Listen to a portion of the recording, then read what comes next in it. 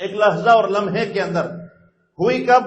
جب آپ صلی اللہ علیہ وسلم کی عمر 51 سال 51 سال آپ صلی اللہ علیہ وسلم کی عمر تھی.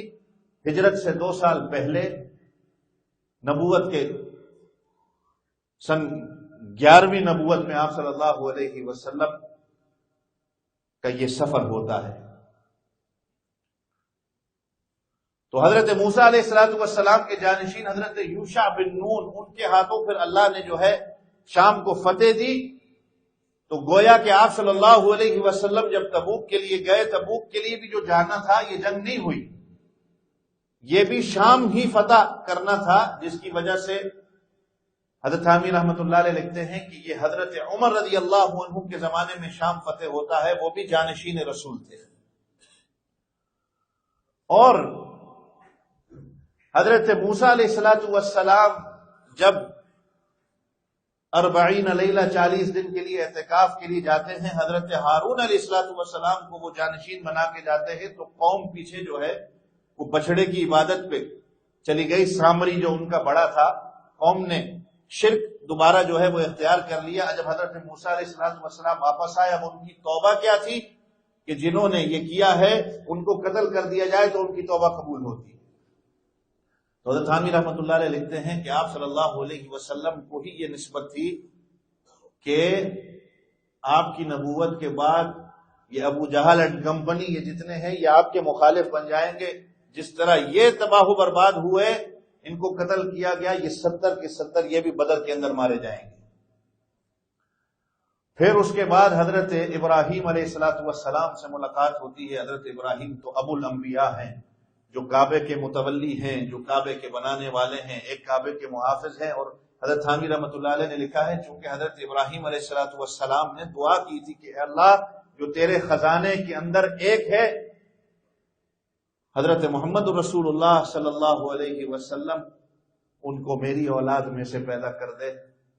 تو اس دعا کی وجہ سے، اور جو حضرت ابراہیم علیہ السلام کی دعا اور ان کی حج، جو جنہوں نے ان کی آواز پر لبیک کہا، اللہ جن کو حج پر لے کے جاتے ہیں، یہ ساری نسبتیں ہیں کہ آپ صلی اللہ علیہ وسلم کی ان تمام انبیاء کے ساتھ ملاقاتیں. اس کے بعد جنت ہے، جہنم ہے، یہ جہاں پر شریف الاقلام جس کو کہا جاتا ہے کہ جب آپ صلی اللہ علیہ وسلم جیسے ہی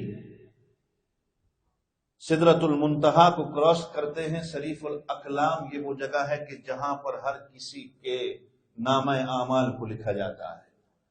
وَإِذَا الصُّحُفُ نُشِرَتْ، پھر قیامت کا دن آئے گا، یہ ساروں کو کھولا جائے گا. گویا کہ آج جس طرح میں اور آپ آج اسکرین میں سارا کچھ دیکھتے ہیں، یہ سارا کچھ وہاں آ جائے گا، جس کو شریف الاقلام کہا جاتا ہے. اچھا، یہاں پر حدیث پاک میں آتا ہے کہ آپ صلی اللہ علیہ وسلم، جیسے میں نے شروع میں کہا، بعض روایت میں کہ جبریل علیہ السلام ساتھ آگے تک تھے، بعض نے کہا کہ یہی جو ہے سدرۃ المنتہا سے ہی واپس ہو گئے. تو آپ صلی اللہ علیہ وسلم جب ابھی سفر حضرت جبریل کے ساتھ تھا، اب اکیلے ہو گئے، تو اکیلا انسان تھوڑا سا پریشان ہو جاتا ہے، گھبرا جاتا ہے. تو آپ صلی اللہ علیہ وسلم اکیلے تھے. آپ صلی اللہ علیہ وسلم ایک جگہ جب کھڑے ہوتے ہیں تو آپ صلی اللہ علیہ وسلم کو فرشتے کی آواز آتی ہے، اور آپ صلی اللہ علیہ وسلم فرماتے ہیں کہ جب فرشتے کی میں نے آواز سنی، وہ مجھے کہہ رہا تھا کہ یہاں پر کھڑے ہو جائیں، اللہ آپ پر رحمتیں اور برکتیں نازل فرما رہے ہیں، آپ پر صلاۃ و سلام پڑھ رہے ہیں. تو آپ صلی اللہ علیہ وسلم کہتے ہیں کہ جب میں نے آواز کو غور سے سنا تو وہ حضرت ابوبکر صدیق کی آواز تھی. اب حضرت ابوبکر صدیق تو فرش پہ ہیں، آپ صلی اللہ علیہ وسلم عرش پہ موجود ہیں. تو حضرت حامی رحمۃ اللہ علیہ نے شرطیب میں لکھا ہے کہ دلداری حضرت ابوبکر صدیق یعنی محبت، اب یار تو ساتھ نہیں، اللہ نے ایک فرشتہ ایسا پیدا کیا ہے.